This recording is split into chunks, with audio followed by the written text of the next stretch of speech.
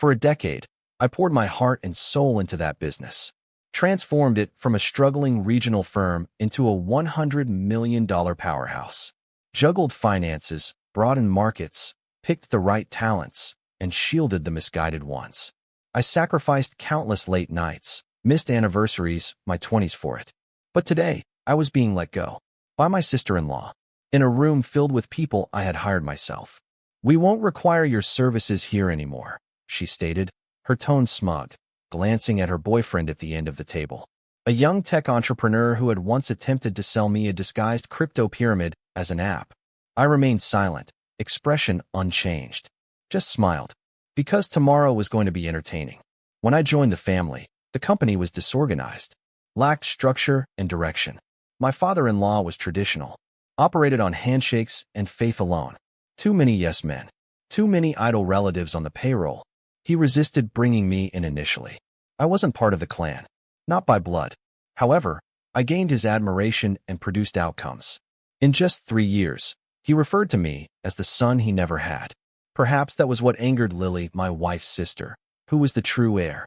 Spoiled, impatient, constantly playing catch-up. She branded me a spreadsheet in formal attire. She claimed I was inflexible and lacking innovation.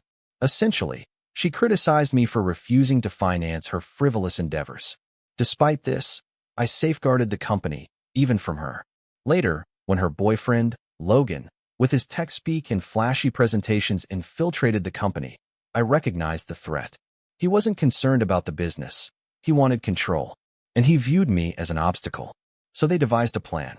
Following my father's stroke, the board appointed Lily interim CEO. Family dynamics. Legacy. In less than a week, she reorganized leadership positions. Within 2 weeks, I received the invitation to a strategic restructuring meeting. Then came the blow. "Pack your belongings," she said. "You have 1 day." I nodded, still maintaining a smile. Unbeknownst to her, I had already packed, months prior. In truth, I had always anticipated this moment might arrive. Constructed a personal lifeboat stealthily. Established a shell corporation under a friend's name. Gradually obtained essential suppliers we relied on, incrementally. Additionally, purchased real estate housing 2 of our major regional offices, leading to the belief they belonged to the business. In reality, it was me, personally. Following the meeting, I found a termination letter in my office. Pre-signed, dated, and sealed. 3 weeks prior to today, she had planned this move well ahead of the gathering. I smiled once more because I too had prepared. That night, I stayed beyond regular hours. Conducted one last inspection. Shook hands with the night shift supervisor. Took a lingering gaze at the wall displaying my accolades. In my office whiteboard, I pinned a solitary word. "Congratulations." The following morning, I arrived before dawn. Not to plead, to witness. At 9 a.m., their system access collapsed. Software licenses I owned were revoked. At 9:15, the delivery trucks halted at the gates. Their new supplier? My holding company. Prices inflated. Cash-only policy. At 10 a.m., their VP of operations barged into Lily's office, flushed. Upon my entrance, uninvited yet unfazed, she gazed at me with wide eyes, querying harshly, "What in the world have you done?" She hissed. I placed a folder on her desk, revealing lease termination notices. They had 30 days to abandon both properties or pay triple the rent. Casually, I noted, "Your boyfriend overlooked a clause during renewal, a rookie mistake." 30 minutes later, Logan appeared, agitated and attempting negotiation.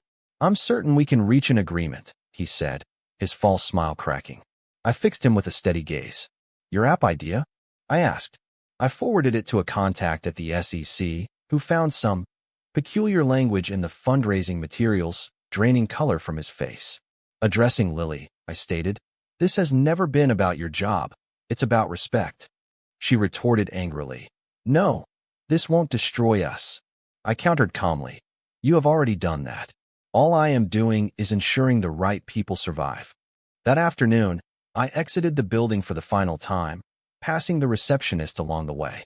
The individual who once provided me coffee prior to teaching her espionage towards me now evaded my gaze. In 3 weeks, the corporation filed for restructuring. Half of the board resigned.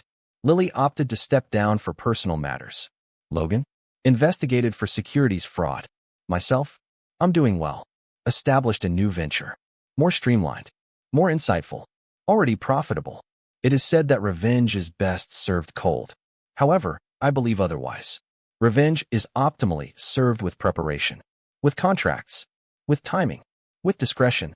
They granted me a single. Dated apart. I provided them no opportunity for recovery.